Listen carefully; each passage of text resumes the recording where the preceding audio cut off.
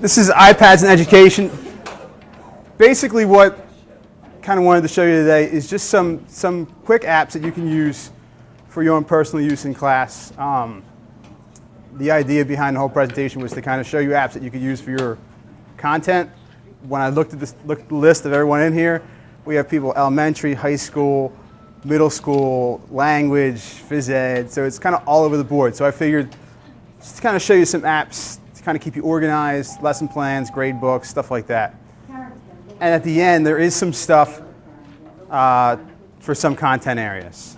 So if you want to follow along, if you have a laptop or a Apple device, tablet, whatever, I emailed a link last night to the Prezi. If not, you can just kind of follow along.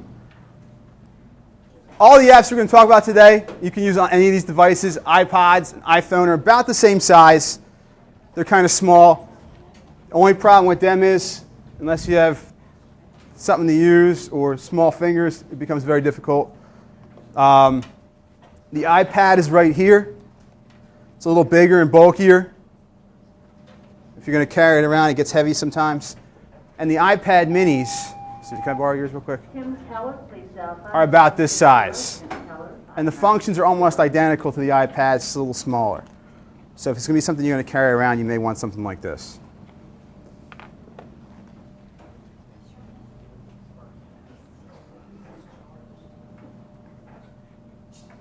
There's all kinds of accessories you can buy for them. There's wireless keyboards. There's card readers, so you can take pictures off your digital camera, plug the card reader right into the bottom of the iPad, and upload your pictures directly that way. There's a LCD projector, which I have up here. I'm connecting to mine this morning, so you can project things. Cases, there's a ton of different cases. These are pretty cool. You can slide your hand to the back of it, so you always have one hand that guides yourself to the screen. And then tripods, depending on what you're doing with them, you may want one. And there's all types of versions. This is something one of the teachers online came up with. Basically, it's a revised Bloom's Taxonomy, different apps for the different areas. We'll talk about some of these apps today. And again, if you want to take a look at it, I emailed that link to you earlier today. If you didn't get the email, it is in my outbox. My name's Angelo, LaFratta. Sorry, I didn't introduce myself. And I'm from Keith Valley. So it's just some basic apps you may want to have on your iPad. Evernote is a note-taking app. You can either record your voice and save voice recordings, or you can just type in, just save notes. The cool thing about this app is you can get them from anywhere. So you can use your laptop computer, you can use your iPad, your iPhone, and everything syncs across. So if you had lesson plans and you were doing them at home, you saved it to Evernote on your laptop. You're in class, your principal walks in, you forgot your laptop at home, you have your phone, you can take it out, you can forward it right to them that way. There's an easy lookup feature. So if you're taking notes on a student and you have hundreds of notes and you can't find the note you look for, you can use hashtags and put the kid's name in, and they'll kind of search through all your notes to find that kid. We'll jump to Penultimate here. Basically, it's an app where you can actually handwrite notes. So if you ever wanted to jot something down quickly, you can open it up, kind of handwrite right in the app. You can add pictures, add text to pictures, all kinds of drawings and things like that.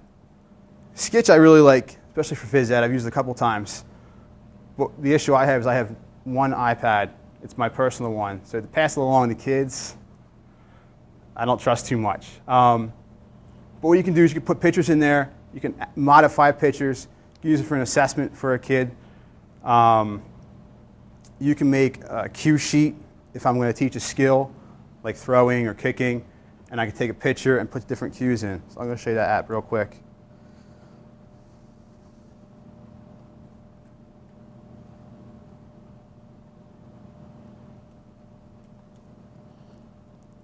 So it's just a sample picture I have, but you can add text to the picture. You can click on the text and move it around different areas. You can highlight certain parts, add different boxes and squares and all kinds of little things, so that you can have a student take this and give them the picture. They can take a picture of themselves doing a skill and then go back and write the cues for that skill. Or if I'm teaching a skill in class, like I said, I can have that as a cue sheet up on the board. And all three of these apps all sync together. So if I opened Sketch to do something in, later on I can go to Evernote on my laptop or from wherever and pull that picture up. So that's one of the cool things about them. Office apps. And if I'm going too fast or you have a question, just raise your hand and ask, please. One of the things I found with the iPads is there's not one great app, especially if you're using Word on your laptop, to send over here. Okay, there's no Microsoft Word, there's no Microsoft Office, Excel, anything like that. So there's a couple different ones that you can kind of float around and use. Some are free, some are more expensive. CloudOn is a pretty cool one. You can create documents, spreadsheets, and presentations. The only issue I have with that is if I bring my personal laptop to school, I have a difficult time connecting with the internet. And if I don't have Wi-Fi, the program won't even open up for me. So you need Wi-Fi to run it. Everything syncs with Google Drive, which is an online, basically hard drive you can save your stuff to, or Dropbox, which we'll talk about later.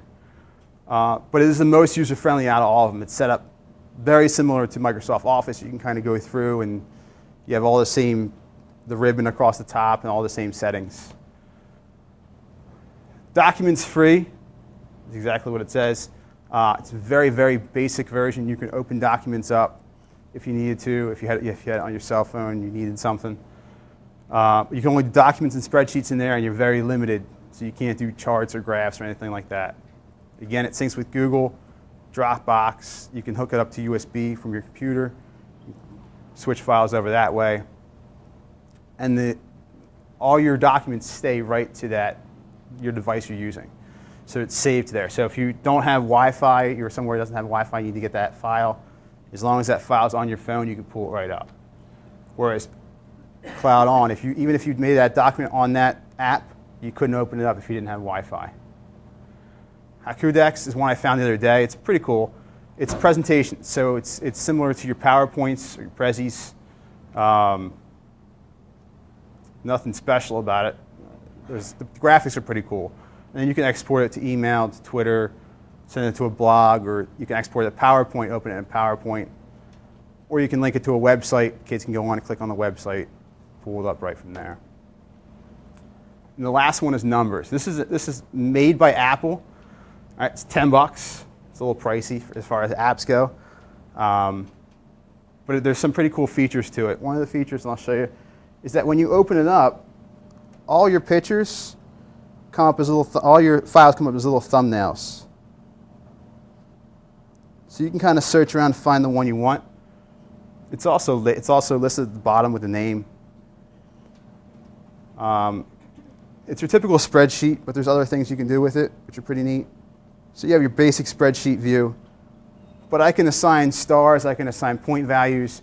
So if I was doing elementary school and I was using the 4-3-2-1 scale, and I was grading kids, I could just kind of click on a star and assign them a grade for that skill, whatever they were doing. Other options you have is you have a sliding scale, so you can just kind of slide down, find the grade you need.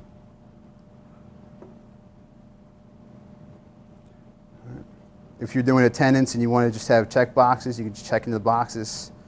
Or you can do the old-fashioned way, just type the grades in.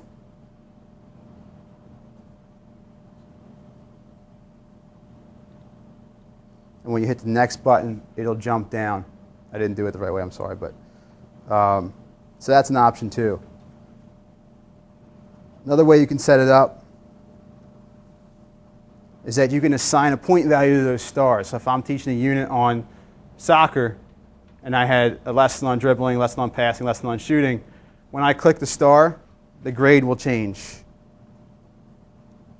So right now it's 99%.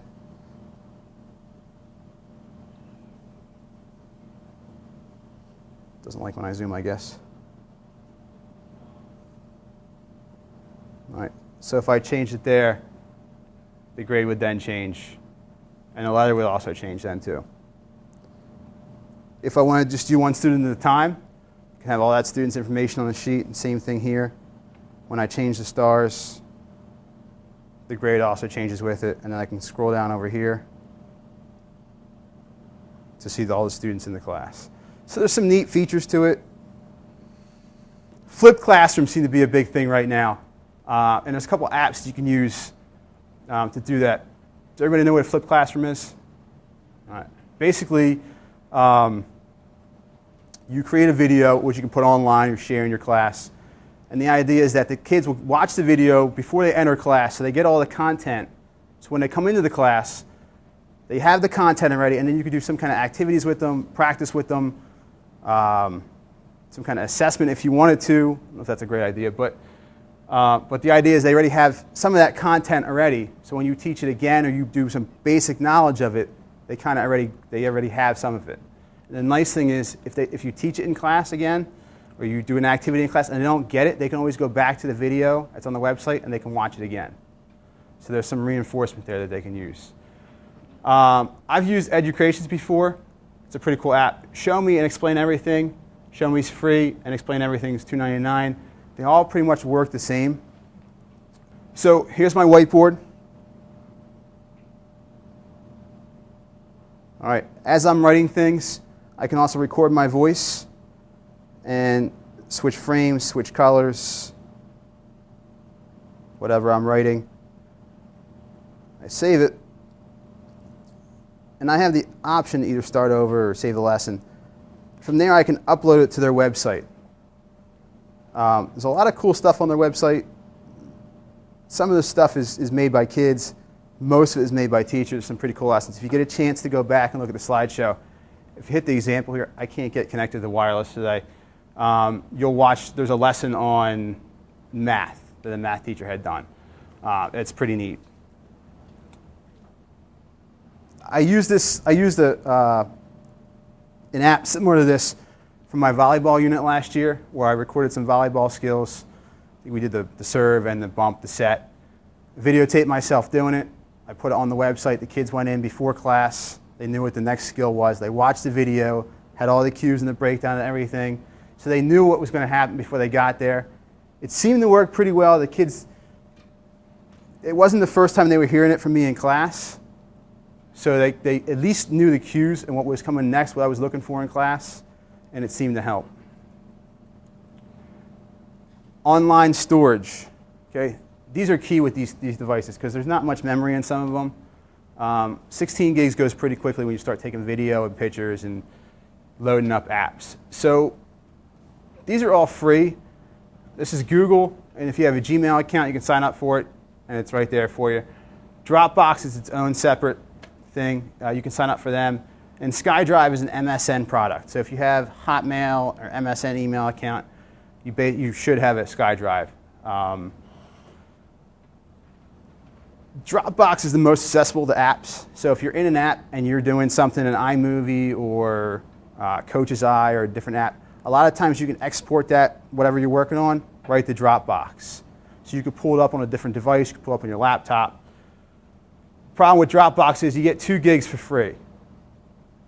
So it's not a lot of memory, especially if you're using videos. You can buy more, you pay by the year, and then every year you have to keep updating that. So that's one issue with that app. Google Drive will give you 15 gigs. It's a lot. You can store a lot of stuff on there. And you can store anything on any of these. You can store anything: photos, movies, documents, lesson plans, whatever you wanted to pull up. Can you share on Google Drive like you can on Dropbox? You cannot. Yeah, you can. Yeah. So what a lot of teachers are doing now, and I haven't got a chance to do it yet, is they'll make portfolios. A lot of schools that deal with Google. Kids all have a Gmail account.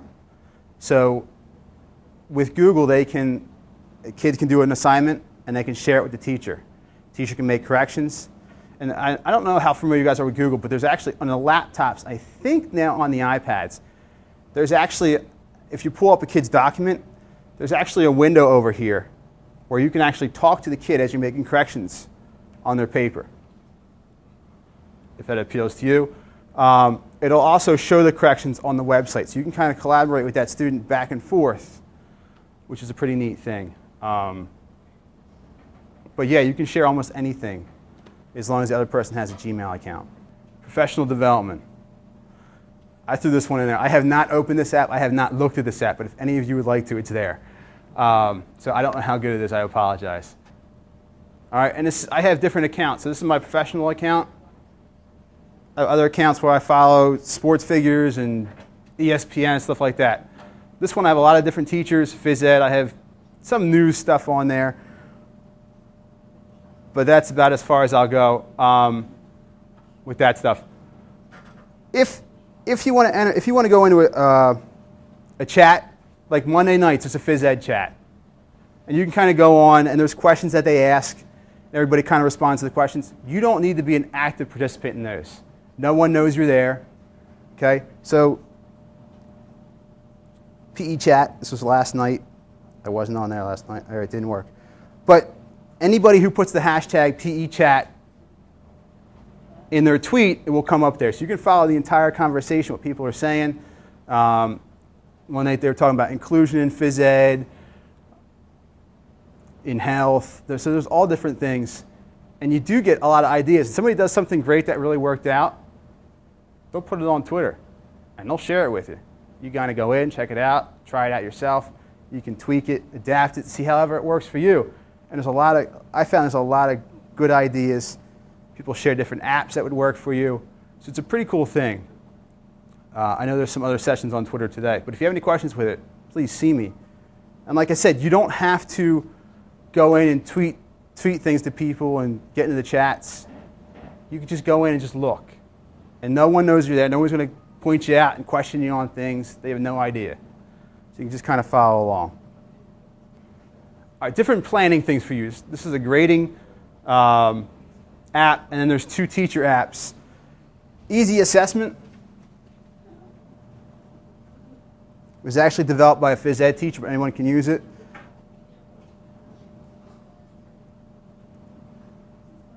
So you enter your class listing, and you can enter this right. You can put it in Dropbox and bring it right in. And everything just kind of slides across. So you create your rubric. You know what your rubric is. You can kind of slide things across.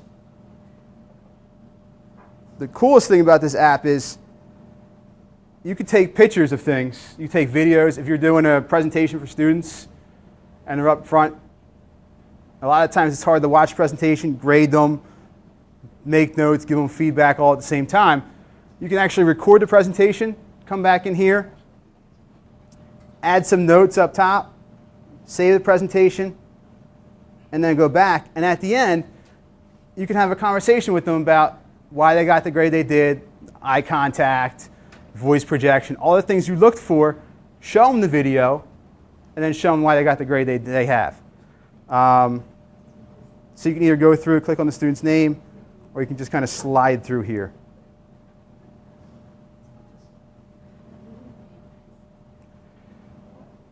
These 2 apps are neat. I've tried to use them. I really can't get into them, but it may work for your subject area.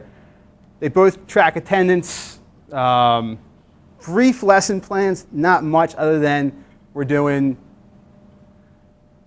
the heart today. You can't write a lot of lessons in there, even though if you would want to. This one you can't export data, so you couldn't email something to your principal, like a lesson plan or anything like that. But you can keep track of attendance and grades and those types of things. I think Teacher Kit is a little better looking.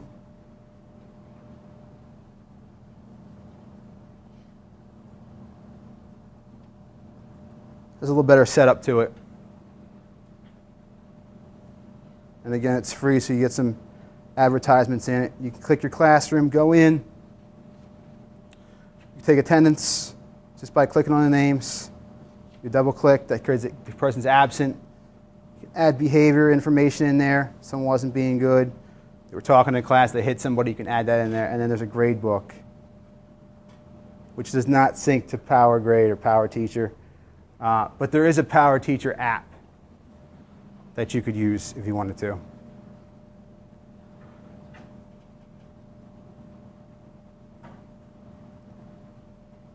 Just some random apps. Apps going free is an app you can go in. What happens is people get recommendations for an app they really like. It's a paid app. You don't want to pay $10 for that Numbers app, but you think it's pretty cool. You recommend it. If they get enough people who recommend that app, they'll contact the developer and ask them to put it up for free for a day or 2 days or a week. You can go in and you can pull that app right off. I've got a lot of cool apps that were paid apps that I got for free, but you got to go back and check every day because you go on one day, you miss the next day, and the app is gone. It's expired, so you can't get it. Stick pick is the old idea with the sticks, the popsicle sticks in the can with names on them. Kind of go through and pull them out. For $2.99, I'll wait till it goes for free. Dragon dictation is kind of like your Siri on your phone. You can hit record, talk into it, and it'll actually type for you. And then you can export out the text or documents, those types of things. Make My Groups and Team Shake. You can upload a list to them, and it's just a random team selector. So you don't have to go and count 1, 2, 1, 2, 1, 2, or make up teams beforehand. You can just hit that random button, save your list in there, and it'll come up with names. Find My Phone, for those of you who lose your phone a lot, is a pretty cool app. If I were to lose, my kids both have iPods. When my youngest one loses it, I go right to Find My Phone. I log in as her. We could play a sound. It'll actually play a sound to try to find it. It has a GPS. As long as it's connected somehow, either through internet or with your phone, you have 3G or 4G. You can find the area it's in. So you can kind of locate it. Someone steals your phone, you have an idea where it's at. But you can lock your phone, you can erase your phone. So if you know your phone is gone, if the person turns off the phone or turns off the wireless, puts it on airplane mode, they can't track it anymore. That's the only issue with that. But then you can just erase your phone, right? There's a button right there, and it'll erase all the information off your phone. So all the... You can also display a message on it too. Yeah, there's a lost button, and it'll have a little message for them that says... You have to be connected though. So if you had an iPod and you weren't connected to a wireless, it's gone. So there is iMovie on here. It's very similar to iMovie on Mac, but there's not a lot. It's a very, very basic version. So you can add titles, you can cut parts of the video out, you can add music to it. But that's about all you can do with it. There's not many effects you can use. But if you were going to do something for a flipped classroom and you recorded yourself, and there was a long pause in the video where you got in front of the screen, you can come in here and cut that piece out, and you can export it to YouTube or save it and then upload it to your website so you can have that flipped classroom. So it's very basic. That one costs $10 too, but it's definitely a neat one to have if you're going to do some videos.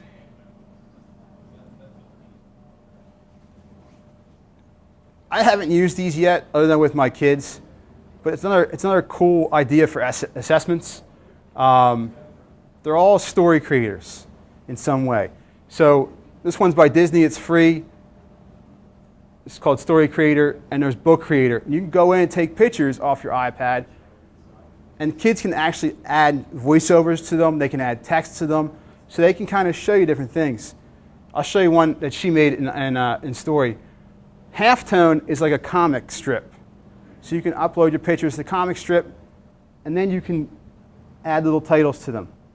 So if I had a kid I wanted to know how well a kid knew an assessment, or I took a picture of a kid doing some kind of skill in phys ed. They can go right into the app, pull it up, and they can put the different phases, they can put the different cues, they can add arrows, and the same idea is that sketch. Let me show you a story real quick. Create a little story to it. Added text to the pictures. And then you can email this out to a friend or upload it to the website. Again, it could be a little assessment for maybe a book they read or for some kind of skill that they were doing in class. And it's easy enough to use.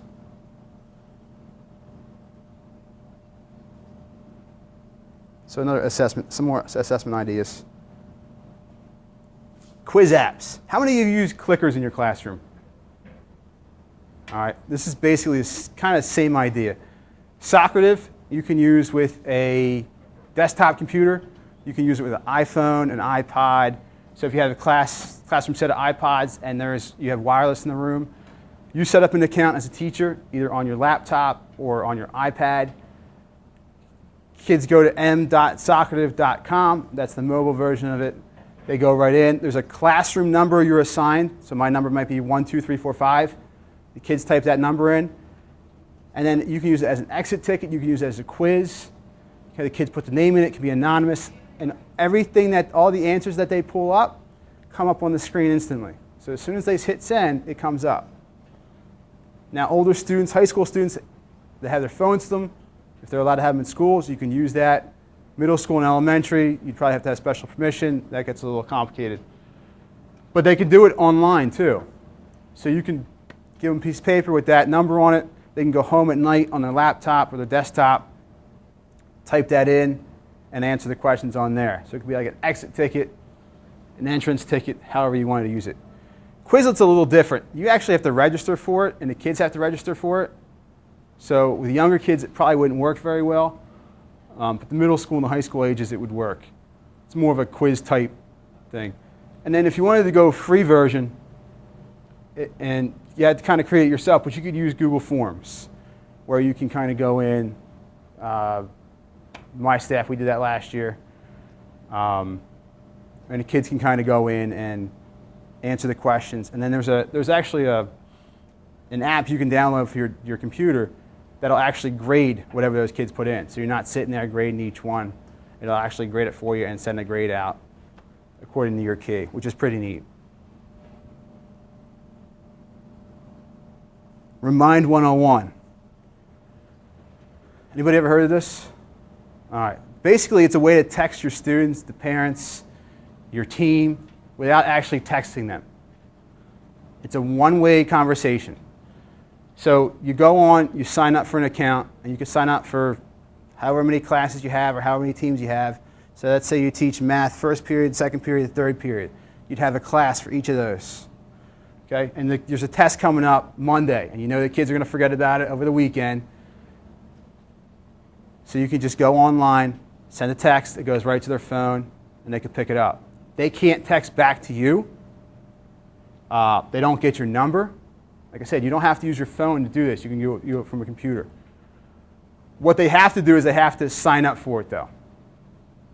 So you give them the text number to sign up. They can sign up for it. If they want to, they don't have to. They put their name on it so you know who signed up for it. Go in, put your message in, hit click, and it sends it. So it's a pretty cool. We used it this summer at camp.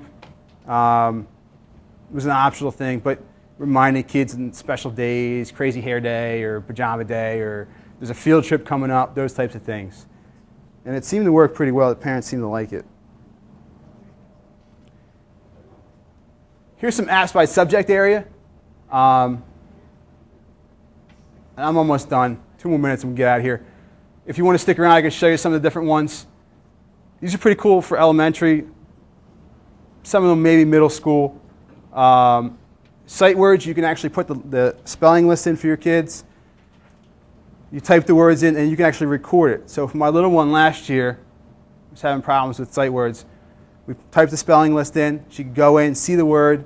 I'd have her say the word, and then if you click the screen, it says the word back to you. You have to record the word yourself, but she can kind of see if she got the word right.